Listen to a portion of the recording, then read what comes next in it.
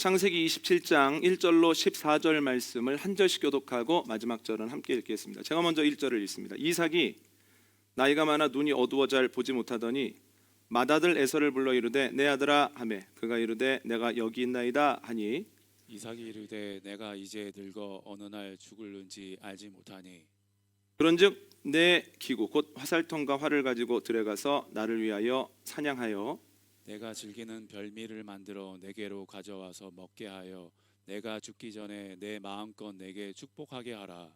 이삭이 그의 아들 에서에게 말할 때에 리브가가 들었더니 에서가 사냥하여 오려고 들로 나가매 리브가가 그의 아들 야곱에게 말하여 이르되 내 아버지가 내 형 에서에게 말씀하는 것을 내가 들으니 이르시기를 나를 위하여 사냥하여 가져다가 별미를 만들어 내가 먹게 하여 죽기 전에 여호와 앞에서 내게 축복하게 하라 하셨으니 그런즉 내 아들아 내 말을 따라 내가 내게 명하는 대로 염소떼에 가서 거기서 좋은 염소 새끼로 2마리를 내게로 가져오면 내가 그곳으로 내 아버지를 위하여 그가 즐기시는 별미를 만들리니 내가 그것을 내 아버지께 가져다 드려서 그가 죽기 전에 내게 축복하기 위하여 잡수시게 하라. 야곱이 그 어머니 리브가에게 이르되 내 형에서는 털이 많은 사람이요 나는 매끈매끈한 사람인즉 아버지께서 나를 만지실진데 내가 아버지의 눈에 속이는 자로 보일지라 복은 고사하고 저주를 받을까 하나이다.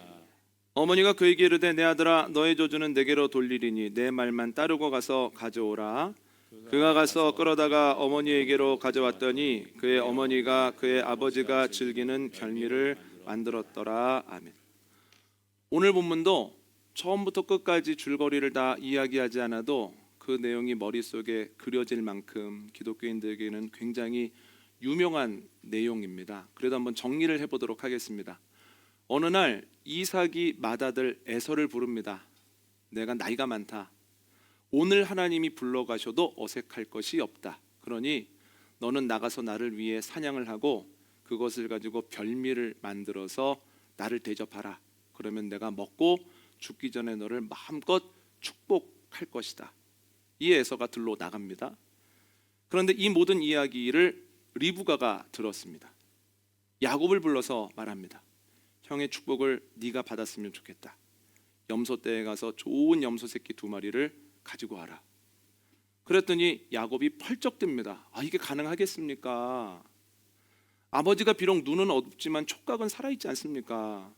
형은 털이 많은 사람이고 나는 매끈매끈한 사람인데 처음에는 속았다가도 축복기도 하려고 제 몸에 손을 대는 순간 너 야곱이구나 하면서 복은 고사하고 저에게 저주를 내리겠나이다. 이거 안 됩니다. 그랬더니 리브가가 만약 발각이 되면 그 저주는 나에게 돌아올 거다. 그러나 발각이 되지 않는다면 그 축복은 네가 받아라. 딴 생각하지 말고 빨리 염소 새끼 2마리 가져와. 이렇게 얘기를 합니다. 이삭이 가지고 오고 어머니는 별미를 만들어서 야곱에게 가지고 들어가게 하는데 그래도 들키지 않게 하기 위해서 안전장치를 마련합니다. 에서의 옷을 입히고 또한 매끈매끈한 팔목과 목 부위에는 염소 가죽을 덧입힙니다. 야곱이 음식을 가지고 들어가서 일부러 목소리를 굵게 하면서 이야기를 합니다. 맏아들 에서 왔습니다. 이 음식 드시고 저를 마음껏 축복해 주십시오. 그랬더니 뭔가 이상한 느낌이 있는 거예요. 그래서 이삭이 어떻게 이렇게 빨리 잡았느냐? 그랬더니 천연스럽게 거짓말을 합니다. 하나님께서 순조롭게 하셨습니다. 그러니까 음식을 드시고 축복해 주십시오. 그래도 뭔가 이상했던지 와서 여기저기를 만져봅니다. 그러면서 중얼중얼 거리죠. 목소리는 야곱인데 손은 에서네. 그러면서 또 묻습니다. 네가 정말 에서냐? 그랬더니 예 아버지죠 에서입니다. 빨리 저 축복 좀 해주십시오. 그래서 이삭이 그 음식을 마음껏 먹고 힘을 다해서 야곱을 축복했다라고 하는 것이 오늘 본문에 나오는 내용입니다. 이 사건을 통해서 이삭과 그의 가족들은 큰 고통을 겪습니다. 이삭을 생각해 보십시오. 이 일이 일어난 이후에 그의 마음이 어떻겠습니까? 누구를 믿습니까? 그 이후로 아내를 믿겠습니까? 아이들을 믿겠습니까? 가장 가까운 사람에게 배신을 당했다는 마음 때문에 끙끙 소가리를 했을 겁니다. 리브가는 어떻습니까? 자신에게 저주가 돌아오더라도 축복을 받게 하고 싶었던 그 아들을 수십 년 동안 못 봤다는 거예요. 에서는 어떻습니까? 나의 당연한 권리를 동생에게 뺏겼다. 그것도 보잘것없는 아이에게 뺏겼다는 것 때문에 자다가도 벌떡벌떡 일어났을 겁니다. 야곱은 어떻습니까? 앞으로 나누게 되어지겠지만 야곱도 외삼촌 집으로 도망가서 수없이 어려운 일들을 겪게 되었다는 거예요. 그 고통의 크기가 작지 않습니다. 그런데 더 안타까운 것은 이 고통이 굳이 경험할 필요 없는 고통이었다는 거예요. 한번 찾아볼까요? 창세기 25장 22절로 23절입니다. 창세기 25장 22절로 23절 말씀 함께 읽습니다. 시작. 그 아들들이 그의 태 속에서 서로 싸우는지라 그가 이르되 이럴 경우에는 내가 어찌할꼬 하고 가서 여호와께 묻자오되 여호와께서 그에게 이르시되 두 국민이 내 태중에 있구나. 두 국민이 내 복중에서부터 나누이리라. 이 족속이 저 족속보다 강하겠고 큰 자가 어린 자를 섬기리라 하셨더라. 아멘. 리브가가 아기를 가졌을 때 너무 고통스러운 겁니다. 이래서 어찌 살겠는가, 뭐가 잘못된 거 아니야 하고 하나님께 가서 물어보거든요. 그런데 하나님이 이렇게 대답하십니다. 잘못된 거 아니야. 네 안에 두 민족이 있고 그 안에서도 싸우는구나.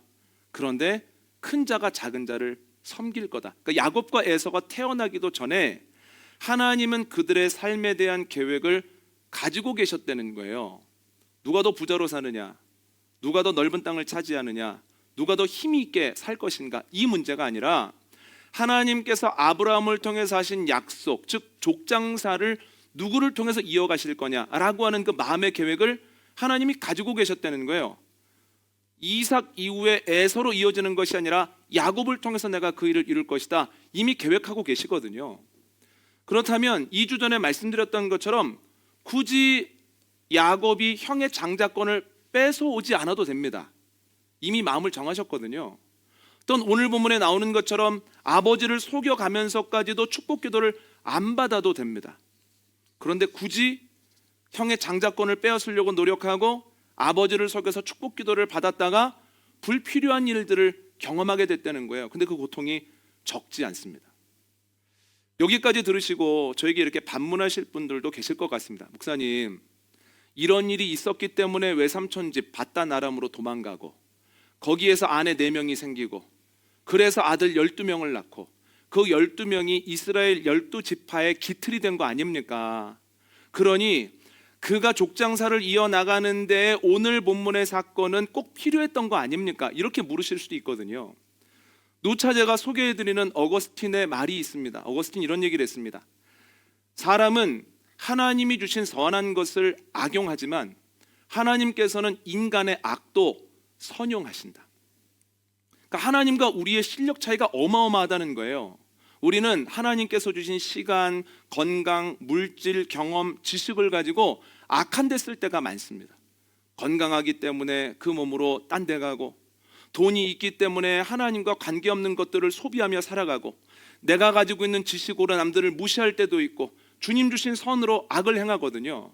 그런데 주님께서는 인간이 행한 악을 가지고도 선을 빚어내신다는 거예요. 그런데 악으로 선을 빚어내시는 실력이 얼마나 좋은지, 얼마나 감쪽 같은지, 주님이 악으로 선을 빚어냈을 때 사람들이 하하, 거봐, 내가 한 건 악이지만 이거 필요했잖아, 내가 악을 행했기 때문에 이런 일이 일어난 거 아니겠어? 라고 착각을 한다는 거예요. 여러분, 악으로도 그런 선을 빚으시는데 선한 것으로는 왜 놀라운 선을 빚어내시지 못하겠습니까? 그러니까 하나님께서 악이 있어야만 선을 빚으시는 것이 아니라 악함에도 불구하고 선을 빚으셨다는 거예요. 그러나 악이 분명한 것은 주님께서는 악을 싫어하셔서 그 악에 대한 책임은 분명히 지게 하셨다는 거예요. 그러니까 오늘 본문에 대비해서 말씀을 드리자면 야곱과 리브가가 분명한 악을 행했습니다. 그럼에도 불구하고 하나님께서 그 악한 이들을 버리지 않으시고 그들을 통해서 족장사를 이어가시죠. 그러나 악에 대한 책임을 지게 하십니다. 그의 가족이 고통받게 하시고, 또한 야곱은 바단 아람으로 가서 라반을 만나 고생하고 여러 가지 고생을 하고 때를 따라 몸에 장애도 갖게 되고 여러 가지 일들을 경험하게 되었다는 거예요. 여러분, 주님께서는 악으로도 선을 빚으시고 그러나 분명하게 악한 것에 대한 책임을 물으시는 것, 오늘 본문에만 나오는 이야기가 아닙니다. 민수기를 보면 12명의 차세대 지도자들이 40일 동안 가나안 땅을 정탐합니다. 그 중에 10명이 돌아와서 악평을 합니다. 안 됩니다. 불가능합니다. 그 말을 듣고 이스라엘 사람들이 충격을 받고 울면서 돌아가자고. 이게 뭐냐고. 하나님을 원망하고 모세를 미워하거든요. 그런데 그 이야기를, 그 울음소리를 듣고 하나님 말씀하십니다. 그래, 네가 얘기한 대로, 내 귀에 들린 대로 그대로 행해주겠다. 니네 못 들어가. 그리고 니네 광야에서 훈련 좀 받아야 돼. 너희가 하루 정탐한 것을 1년으로 칠 거다. 40일 정탐했으니까 너희는 40년 동안 광야에 있을 거야. 그리고 가데스바네아를 계속 빙빙 돌면서 훈련하게 하시거든요. 그런데 38년 정도의 훈련이 끝나고 나서 이스라엘 사람들을 봤더니 예전과는 완전히 다른 사람이 되어 있는 거예요. 애굽에서 나올 때는 오합지졸이었는데 가나안 땅을 앞두고 보니까 여호와의 군사가 되어 있는 거예요. 문제가 앞에 있을 때 두려워하고 원망하고 낙심하는 것이 아니라 하나님 어떻게 하면 좋겠습니까? 물어보고 하나님께서 말씀하시면 잘 듣고 그것을 그대로 따라서 문제를 해결하는 사람들이 되어 있더라는 거예요. 누차 말씀드리는 것처럼 그래서 40년 전과 40년 이후에 물을 건너는 모습은 완전히 다릅니다. 홍해를 만났을 때 홍해를 건널 때의 모습과 요단강을 만났을 때 요단강을 건널 때의 모습이 완전히 다르다라고 하는 거죠. 이걸 보고 아, 그렇지. 이스라엘 사람들이 하나님 믿지 못하고 원망하고 그날 밤에 울며 돌아가자고 한 것은 악한 일이지만 그러나 이걸 통해서 이스라엘 사람들이 얼마나 좋아졌어? 그러면 하나님의 계획 속에 이스라엘 사람들의 불평이 있었나 봐. 이렇게 생각하기가 쉽거든요. 그런데 그렇지 않습니다. 만약에 그들이 하나님의 말씀을 믿고 가나안 땅으로 올라갔다면 그들은 하나님의 계획대로 훨씬 더 순조롭게 그 땅으로 들어가고 그 땅을 차지하고 하나님의 방법으로 상처받지 않는 선에서 그리고 출애굽 1세대까지도 그 복을 누렸을 거라는 거예요. 여러분, 그래서 오늘 본문에 나오는 이삭의 가족들이 겪는 고통도 정탐하고 난 이후에 믿지 못해 울고 원망했던 이스라엘 사람들의 고통도 불필요한 고통이라는 거예요. 여러분, 우리가 인생을 살아가면서 어쩔 수 없이 경험해야 되는 고통들이 있습니다. 내 마음대로 안 되는 내 인생, 내 계획대로 되지 않는 많은 일들, 내가 아무리 노력해도 내 뜻대로 움직여지지 않는 자녀들, 그리고 아무리 막아보려고 해도 어쩔 수 없는 노화, 이런 것들은 우리가 인간의 몸을 입고 이 땅에서 살아가고 있는 동안에는 겪을 수밖에는 없는 일입니다. 그러나 이와는 별개로 안 겪어도 되는 고통인데 그 고통을 겪게 되는 경우가 있습니다. 예를 들어서 선택의 순간에 좋은 것이 아니라 나쁜 것을 택했을 때, 두 길 중에서 선한 길이 아니라 악한 길을 걸어갔을 때에는 분명히 하나님이 그에 대한 책임을 지게 하신다는 거예요. 우리가 죄를 짓고 우리가 알아듣지 못하고 자꾸만 넘어진다고 해서 주님이 우리를 버리시는 것 아닙니다. 이스라엘 사람들을 고쳐서 사용하셨던 것처럼 끝까지 주님의 계획을 이뤄내신 것처럼 우리를 통해서도 놀라운 선을 빚어내시지만 우리가 행한 것이나 우리가 택한 것이 악이나 좋은 것이 아니라면 이에 대한 분명한 책임을 주님이 물으시죠. 야곱에게는 무엇입니까? 갈 필요 없는 밧단 아람에 가게 되고 만날 필요 없는 라반을 만나게 되고 경험할 필요 없는 서름들을 경험하게 되고 돌아오는 길에 불필요한 장애를 경험하게 되고 여러 가지 불필요한 고통을 경험한다는 거예요. 이스라엘 사람들은 어떻습니까? 경험하지 않아도 되는 40년의 광야를 경험하게 되었다는 거예요. 여러분, 주님께서 주시는 지혜가 저와 여러분에게 가득하게 되기를 원합니다. 선택의 순간에 좋은 것을 택하게 되기를 원합니다. 수많은 길들 중에서 악한 길이 아니라 주님이 기뻐하시는 길로 성큼성큼 나아가게 되어지기를 원합니다. 그럴 때 우리의 삶에 불필요한 고통이 없었으면 좋겠습니다. 굳이 가지 않아도 되는 밧단 아람 안 가고 만나지 않아도 되는 라반 안 만나고 경험하지 않아도 되는 서름 경험하지 않고 걷지 않아도 되는 광야를 걷지 않는 은혜가 저와 여러분에게 넘치게 되어지기를 원합니다. 그런데 여러분, 오늘 본문의 실수를 반복하지 않기 위해서는 오늘 본문에 일어난 악한 일에 대한 것들을 생각을 해봐야 되거든요. 저는 오늘 본문의 악함에 대해서 묵상하다가 이런 결론을 내렸습니다. 아하, 약함이 모여서 악함이 됐구나. 그의 가족들을 보면 이삭과 그의 가족들을 보면 다 약함이 있거든요. 이삭의 약함은 두려움입니다. 오늘 본문을 보면 이삭이 연로해서 눈이 어두워져 버렸습니다. 그러니까 앞에 있는 것을 분간을 못하는 거예요. 그러니까 건강에 어려움이 생겼죠. 지난주에 말씀드렸던 것처럼 쉬운 인생은 없습니다. 이삭도 순탄한 것 같았지만 남들이 경험했던 것 다 겪고 남들보다 눈이 먼저 어두워졌다는 거예요. 그래서인지 그는 건강에 대한 염려증을 가지고 있어요. 오늘 본문 2절 한번 읽어볼까요? 오늘 본문 2절 함께 읽습니다. 시작. 이삭이 이르되 내가 이제 늙어 어느 날 죽을는지 알지 못하니. 아멘. 이삭이 뭐라고 얘기합니까? 내가 언제 죽을지 모르니 빨리 음식을 먹고 축복을 하고 싶다는 거예요. 이걸 보면서 우리가 이삭의 정확한 나이는 알지 못하지만 연로해서 오늘 내일 하나보다 금방 하나님의 부르심을 받을 정도인가 보다, 몸에 힘이 하나도 없나 봐 라고 생각하기가 쉽겠지만 여러분 그렇지 않다는 거예요. 창세기 35장 28절을 보면 이삭이 하나님의 부르심을 받은 것이 180세 때입니다. 이삭이 60세 때 야곱과 에서를 낳거든요. 그러니까 야곱이 몇 살 때까지 이삭이 삽니까? 120살까지 살았다는 거예요. 이게 얼마나 오래 산 거냐면 요셉이 애굽의 총리가 되어서 야곱과 그의 가족들을 애굽으로 초대하죠. 그래서 고센 땅으로 가지 않습니까? 고센 땅으로 가기 전에 바로를 만납니다. 그러니까 바로가 야곱에게 묻습니다. 어르신은 나이가 어떻게 되시오? 그랬더니 야곱이 대답하기를 제 험악한 세월 130년입니다 이렇게 대답하거든요. 그러니까 야곱이 애굽으로 내려갈 때 나이가 130세 때입니다. 그런데 놀랍게도 야곱이 120세가 될 때까지 이삭이 생존해 있었다는 거예요. 학자들이 이야기하기를, 어림잡아 생각하기를 요셉이 30세의 총리가 되어지고 39살 때 아버지와 형제들을 만났거든요. 그렇다면 하나님이 10년만 더 허락하셨으면 이삭이 총리가 된 요셉을 만날 뻔했습니다.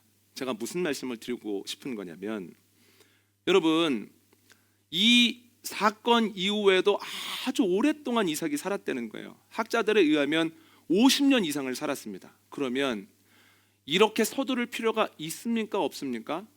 없다는 거예요. 만약에 의심이 되는 게 있으면 자꾸만 네가 에서냐? 에서 맞지? 에서 맞아야 될 텐데 자꾸 그렇게 불안한 것을 얘기하는 것이 아니라 오늘 축복 기도를 하려고 했으나 오늘은 마음이 동하지 않는구나. 미안하다. 음식만 먹겠다. 그리고 다음으로 미뤄도 되잖아요. 그런데 뭐가 급한지 확실하지 않은 상황 속에서도 뭘 하더라는 거예요. 왜 그렇습니까? 내가 언제 하나님께 부르심을 받을지 몰라. 눈 봐. 남들은 안 그런데 어두워졌잖아. 이거 빨리 서둘러야 돼 하는 두려움이 있었기 때문에 그 실수할 수 있는 단초가 열려버렸다는 거예요. 리브가에게도 약함이 있습니다. 리브가의 약함은 미움입니다. 분노. 창세기 25장을 보면 리브가의 마음이 야곱을 더 사랑했습니다. 그러니까 뭐라고 나오냐면 에서가 사냥한 고기를 이삭이 좋아했으므로 이삭의 마음은 에서에게 있었고 어머니 리브가의 마음은 야곱에게 있었다. 이렇게 기록이 되어 있거든요. 그런데 그 이유에 대해서는 명확하게 나오지 않습니다. 생각해 보면 그렇지, 자녀가 똑같이 있어도 나도 모르는 사이에 마음이 더 가는 자녀가 있지. 이 친구는 잘해서도 이쁘고 이 친구는 아픈 손가락이라 더 관심이 가지. 그래도 그냥 더 마음이 가는 사람이 있어. 이렇게 이해할 수 있거든요. 근데 성경을 읽어보면 아하, 이것 때문에 더 그랬겠다, 이런 구절이 있습니다. 한번 찾아볼까요? 창세기 26장입니다. 창세기 26장 34절과 35절입니다. 함께 있습니다. 시작. 에서가 40세에 해족속 브리의 딸 유딧과 해족속 엘론의 딸 바스맛을 아내로 맞이하였더니 그들이 이삭과 리브가의 마음에 근심이 되었더라. 아멘. 에서가 해족속의 딸들을 아내로 맞이합니다. 그러니까 해족속 며느리 둘이 들어온 거예요. 그런데 그들 때문에 이삭과 리브가의 근심이 꽤 컸다는 거예요. 그런데 공동 번역은 35절을 어떻게 번역을 하냐면 이렇게 번역합니다. 이삭과 리브가의 마음이 그들로 인하여 몹시 상했다.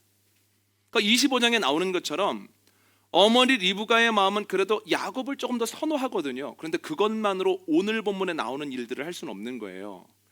왜 그렇게 했을까를 생각해 보면 에서가 미운 거죠. 고부간의 갈등을 겪으면서. 그 며느리들을 생각할 때 에서가 미운 겁니다. 에서가 복을 받기보다는 그 미운 에서가 아니라 야곱이 복을 받았으면 좋겠다 하는 약함이 리브가에게 있었던 것 같습니다. 경험해 보셨겠지만 누군가 좋아서 하는 일들은 좋은 열매를 거두지만 누군가 미워서 어떤 행동을 하게 되었을 때는 다 같이 힘들어지는 경우가 있다는 거예요. 오늘 본문에 나오는 경우가 그렇습니다. 에서가 미워서, 에서의 아내들이 미워서 뭔가를 했을 때 다 같이 고통을 겪게 되었다는 거죠. 그러면 에서의 고통은 뭡니까? 에서의 약점은 뭡니까? 에서의 약점은 하나님께서 주신 것들을 경시했다라고 하는 거죠. 야곱의 약점은 뭡니까? 하나님이 나의 삶에 대해서 가지고 계신 계획이 분명히 있다라고 하는 것을 믿지 못했다는 것이 약점입니다. 그러니까 정리해보자면 이삭의 두려움, 리브가의 미움, 에서의 경시, 야곱의 불신, 이 네 가지가 합쳐졌을 때 악한 결과가 나왔고 그것으로 인하여 적지 않은 고통을 이삭과 그의 가족이 경험하게 되었다라고 하는 거죠. 이러한 것들을 반복하지 않기 위해서 우리가 뭘 해야 될까요? 두 가지로 한번 정리를 해봤습니다. 첫 번째는 강점에 집중해야 합니다. 박소연 씨는 강점으로 키워라 라고 하는 책에서 긍정심리학의 대가 릭 워터스 박사의 질문을 우리에게도 소개를 하는데요. 한번 들어보십시오. 이런 질문을 강의 때 던집니다. 여기 한 덩어리에 찰흙이 있습니다. 찰흙으로 모양을 빚어봅니다. 우리 아이의 모양을 만든다고 해보죠. 머리를 만들고 몸통을 만들고 팔과 다리를 만듭니다. 그리고 뒤로 물러나서 바라봅니다. 어떤 생각이 드시나요? 어떤 부분은 매끈하게 잘 빚어졌습니다. 반면 어떤 부분은 공은 들였지만 잘 안 맞습니다. 구멍도 나 있고 금이 간 부분도 있습니다. 10분 정도 수정할 시간을 드리겠습니다. 어디부터 만지시겠습니까? 여러분 이 질문에 한번 마음속으로 생각해 보시기를 바랍니다. 찰흙으로 자녀들의 모습을 만듭니다. 그리고 그만해서 이제 아이를 그 찰흙으로 만든 아이의 모습을 봤는데 어떤 부분은 잘 만들어지고 어떤 부분은 연약한 거예요. 그리고 나서 10분 동안 수정할 시간을 드립니다. 더 만지실 수 있습니다 라고 했을 때 여러분들은 어떤 부분 만지시겠습니까? 잘된 부분을 더 만지시겠습니까? 안 된 부분을 메우는데 그 10분을 다 사용하시겠습니까? 책에 나오는 내용을 한번 다시 읽어드립니다. 대부분의 부모들은 제일 먼저 미흡한 부분부터 손보겠다고 말합니다. 뚫린 구멍과 그어진 금이 눈에 먼저 들어오고 그걸 고치지 않으면 전체가 위태로워질지도 모른다고 생각하기 때문입니다. 그래서 구멍은 채우고 금은 수리하죠. 그런데 부족한 부분을 열심히 고치다 보면 점점 찰흙 모양이 둥그레집니다. 처음에 매끈하고 잘 빚어졌다고 생각했던 부분도 온데간데 없어지고 둥글고 다 비슷한 찰흙 모양만이 남습니다. 빈 부분을 메우기보다는 이미 잘 만들어진 부분을 더 멋지게 만드는데 시간과 에너지를 쏟는다면 어떻게 될까요? 특별한 부분을 잘 다듬고 형태를 완성한다면 빈 부분은 자연스럽게 작아질 수밖에 없습니다. 즉 강점이 약점이었던 영역까지 확대되는 것입니다. 그러니까 뭐라고 얘기를 하냐면 강점과 약점이 함께 있을 때 약점을 메우려고 노력하기보다는 강점에 집중하고 강점 가지고 일하려고 힘쓰라는 거예요. 그랬을 때 나도 모르는 사이에 긍정적인 방향으로 간다는 거죠. 저는 오늘 본문을 보면서 그의 말이 일리 있다, 옳은 방향이다 라는 생각을 했습니다. 야곱에게 약점이 무엇입니까? 장자가 아니라는 겁니다. 그래서 그는 장자가 아니라는 약점을 메우기 위해서 힘씁니다. 팥죽이나 떡을 가지고 장자권을 사보려고도 하고 아버지의 눈이 어둡다라고 하는 그 사실을 가지고 아버지를 속여보기도 합니다. 그런데 결과가 어떻습니까? 약점을 메우려고 하는 것 별 소용이 없었다고 하는 거지요. 야곱은 약점이 아니라 강점에 집중했어야만 합니다. 야곱의 강점이 무엇입니까? 야곱에 대한 하나님의 분명한 계획이 있으시다는 거예요. 야곱이 태어나기도 전에 야곱, 내가 야곱에 대한 계획을 가지고 있고 그를 통해서 족장사를 이어갈 거야. 형처럼 힘이 센 것도 아니고 형처럼 사냥의 기술이 있는 것도 아니고 장자도 아니지만 내가 그를 통해서 족장사 이어가 라고 하는 계획을 가지고 계셨다는 거죠. 야곱이 해야 되는 것은 장자가 아님을 메워보려고 하는 것이 아니라 어떤 상황 속에서도 주님이 나를 통해 일하신댔어. 주님이 나를 결코 버리지 않으셔. 내가 생각하는 것보다 주님의 계획은 훨씬 더 커라고 하는 그 장점을 붙잡았어야 된다는 거예요. 그 장점을 붙잡았다면 오늘 본문의 안타까운 일은 일어나지 않았을 거고, 또한 갈 필요 없는 밧단 아람으로 가지 않았을 거고, 만날 필요 없는 라반도 만나지 않았을 겁니다. 여러분, 우리는 어떻습니까? 약점을 메우는 삶을 살아갑니까? 아니면 주님께서 우리에게 주신 강점을 붙잡고 살아갑니까? 교회를 생각해 보면 특히 요즘의 교회들은 약점을 메우기 위해서 힘쓸 때가 더 많은 것 같습니다. 생활 수준이 올라가면서 어떤 학자의 말대로 어느 정도 GDP가 올라가면서 사람들 교회 안 오려 그래, 기도 안 하려 그래, 하나님 바라보지 않으려 그래, 전도해도 사람들이 오려고 하지 않아. 계속해서 안 되는 이유를 찾죠. 그럼 어떻게 해야 되지? 코로나 지나고 나니까 교회는 더 어려워졌어. 아주 큰 대형교회 몇몇을 제외하고는 나머지는 다 어려워. 물론 그 약점이 없다는 것 아닙니다. 소득 수준이 올라가면서 신앙에 대한 열정도 많이 식어진 것이 사실이고, 코로나 이후로 이전에 경험해보지 못한 여러 가지 일들을 경험하고 있는 것도 사실이지만, 우리가 해야 되는 것은 약점을 보고 약점을 메우기 위해서 힘쓰는 게 아니라는 거예요. 여러분, 분명한 것은 우리에게는 큰 강점이 있습니다. 무엇입니까? 주님이 지금도 우리와 함께 하신다는 겁니다. 주님이 그때도 함께 하셨고 지금도 함께 하시죠. 주님이 그때도 역사하셨고 지금도 역사하시죠. 내 뜻대로 될 때에도 주님이 역사하셨고, 내 뜻대로 아무것도 안 되는 것과 같은 이 상황에서도 주님이 우리를 붙잡고 계십니다. 우리의 몸이 건강할 때도 주님이 우리를 책임지고 계셨고, 연약한 지금도 주님이 우리를 책임지고 계십니다. 이 강점을 붙들고 주님 함께 하시죠? 주님 계획대로 일하고 계시죠? 라고 하는 그 고백을 가지고 나아가면 연약함으로 넘어지는 것이 아니라 강점으로 인하여서 주님의 일들을 해나가게 되어질 줄 믿습니다. 여러분들은 어디에 집중하고 계십니까? 약점을 메우기 위해 힘쓰고 계십니까? 아니면 강점에 집중하고 계십니까? 주님께서 주신 지혜로 강점을 발견하고 믿음으로 주님을 바라보는 저와 여러분 되시기를 원합니다. 두 번째로 우리가 해야 되는 건 강점을 알려줘야 된다는 거예요. 제가 말씀을 준비하면서 가장 안타까웠던 부분이 뭐냐면, 어머니 리브가가 자기가 해야 되는 역할을 못했다는 거예요. 그가 태중에서 너무 고통을 겪을 때, 아이들이 태중했을 때 너무 고통스러워서 하나님께 기도하지 않습니까? 이게 어떻게 된 일이냐고. 그랬더니 주님께서 네 안에 두 민족이 있어. 그런데 내가 작은 아이에 대한 분명한 계획이 있어. 이렇게 말씀하시지 않습니까? 그러면 야곱에 대한 계획을 가장 먼저 가장 확실하게 들은 게 누굽니까? 리브가죠. 그러면 야곱이 장자권 갖고 싶어가지고 이럴 때 어머니 리브가는 어떤 말을 했어야 됩니까? 야곱, 장자권 없어도 하나님이 너 사용하셔. 네가 장자기 때문에 사용하시는 게 아니야. 하나님의 계획이 너한테 있으니까 하나님 너를 분명히 쓰실 거야. 장자권 가지고 싶어 하지 마. 너는 하나님의 계획 안에 있는 사람이야. 얘기해 줬어야 된다는 거예요. 혹여나 어머니, 아버지 축복을 제가 받아야 되지 않겠어요? 라고 이야기할 때 하나님은 어떤 조건을 넘어서도 일하시는 분이야. 거기에 신경 쓰지 말고 하나님은 준비된 사람을 쓰시니 하나님이 쓰실 수 있을 만한 사람, 준비된 사람 되기 위해서 힘쓰렴 어머니가 얘기해 주셨어야 된다는 거예요. 야곱이 약점에 집중하려고 할 때 야곱, 약점에 집중하지 마. 지금으로도 충분해. 하나님 너와 함께하고 계셔. 하나님 너를 통해서 일하실 거야. 어머니가 알려줬어야 된다는 거예요. 그런데 어머니가 그 사실을 알려주지도 못하고 함께 약점을 메우기 위해서 힘썼을 때 안타까운 일을 경험하게 됐다는 거죠. 여러분, 옆에 있는 이들, 특별히 자녀들의 강점을 이야기해주고 강점에 집중하게 해야 되는 의무에 충실한 저와 여러분 되시기를 원합니다. 저도 자녀를 양육하다 보면 자꾸만 약점이 보이고 약점에 대한 이야기를 하게 됩니다. 다 좋은데 이거 안 되잖아.